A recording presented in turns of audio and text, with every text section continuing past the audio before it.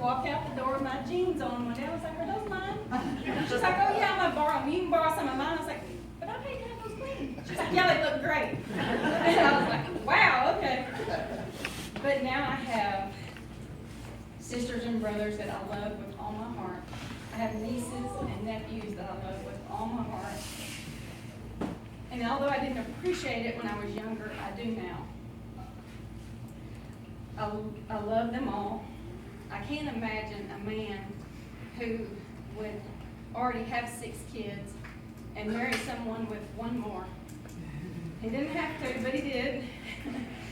And now I know why he drinks every now and then. He took on another one. Praise God. He's such a great dad. And the fact that he chose to be a dad. He didn't have to. He could be a stepdad, he could be a stand on the sidelines kind of dad, but he didn't. He was there every day. And I have to tell you this because we've all had one. But when my dad gets upset with us, he sits us down at the kitchen table. Well, he and my mom, I had grown up, I was out on my own, I was living in an apartment, and they came up to see me on a Sunday. And he does what dads do. He went out to check my oil. There wasn't even a drop of it. There wasn't any in there. And I don't know why, but he laid down under my truck and he saw my tires that had cords showing through. Well, that wouldn't have been half bad except for the weekend before he wanted me to come to East Texas so he could help me put tires on my truck. And I was busy. I was a teenager. I was busy. Well, he did not say one word. We go to Pep Boys because back then Walmart didn't have shops open on Sunday. You have to go to the most expensive place to buy 4 tires, get 6 quarts of oil. He gets it all fixed. He still does not say one word. But when he's finished, we sit down at the kitchen table. And he starts talking. And the more he talks, the madder he gets.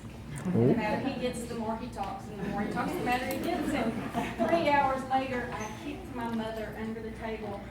He finally gets up to go to the bathroom. And I said, I heard it the first 45 times. Y'all gotta go. Y'all have to go stay somewhere else.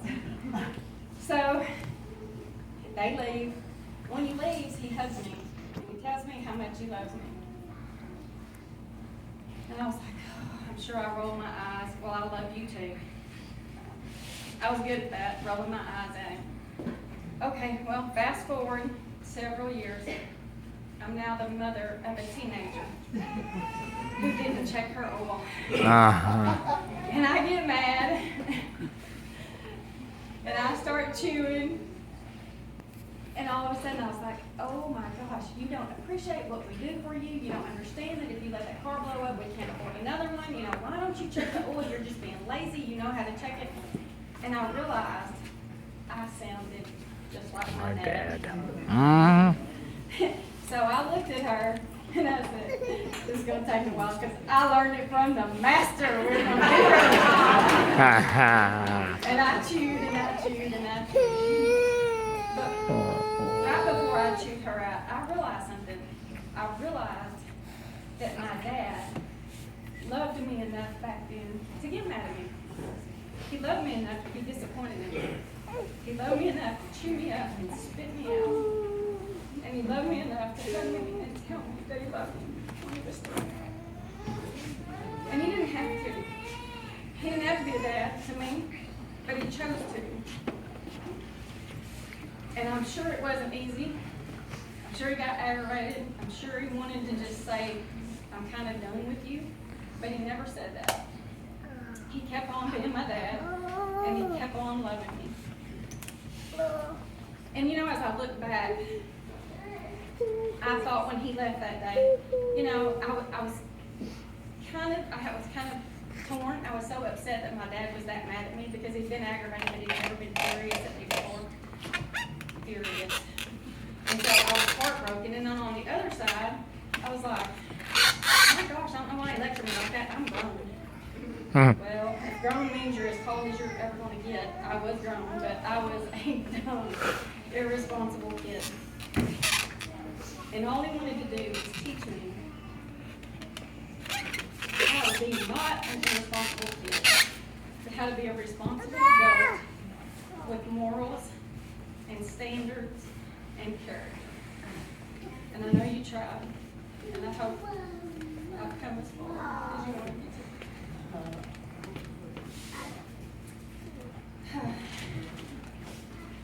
He also taught me how to budget, and he taught me how to, when you're on a budget, you buy the things you need, not the things you want. And at 48, I still do that. Oh, I want this, but I don't need it, so put it back. Daddy wouldn't want me to buy that. And I've tried to teach my kids that, and it's amazing how, now that I have kids, step-kids, but I don't call them step, and I have grandkids, I now understand how he could love us all the same. Love us differently, but love us all the same. And love our grandkids just like they're all his. No difference. He loves us all. He also taught me the importance of surrounding myself with people who were like-minded. The importance of family, to grow up, to treat others how I want to be treated. And I hope and pray that I do that. I know that I don't tell my sisters and my brothers how much I love them, and how much I so appreciate y'all, and how much I appreciate my parents, and how much I love y'all. But I do, with all my heart. Well, and now I have to tell you the most important part of my story. My dad and I were talking, and he told me how much he liked being my dad, but he wanted to be my real dad. And through the years, people found out that he was my stepdad. They're like, well, where does your real dad live? Well, let me tell you something. My real dad lives in East Texas with my mom. Amen. Amen.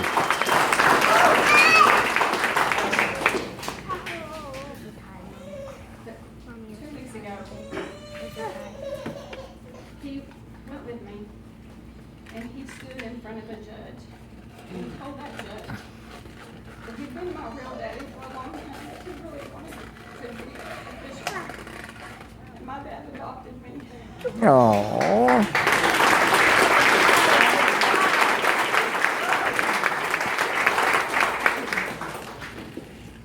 And it doesn't change anything, except that he just wanted everybody to know that he wanted to be my dad. And yes, the judge asked him if he was competent, and he said yes. And afterwards, he looks in true Bob Cameron fashion. He looks at Mark and he said, even though she's mine, you cannot bring her back. So, thank you for being my dad. Thank you for being all of our dads and treating us all the same. And about all the gifts you could ever give me, the gift of your name was the best. Oh. Oh my God. Oh my God.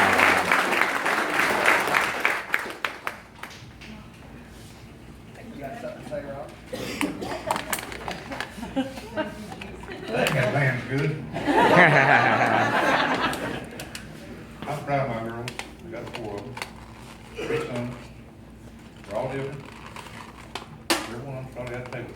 Some need it worse than others. I just got one. But we're a big family. There's about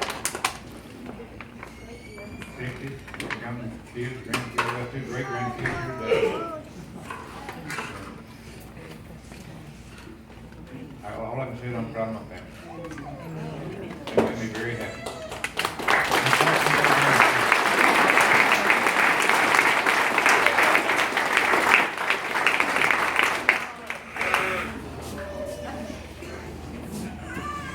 Touching, wasn't it? Amen, brother. Happy Father's Day. That, you know why that means so much? Because does anybody here know how you get into God's family? Tell me how you get into God's family? You put that name on your life. He adopts you. Amen.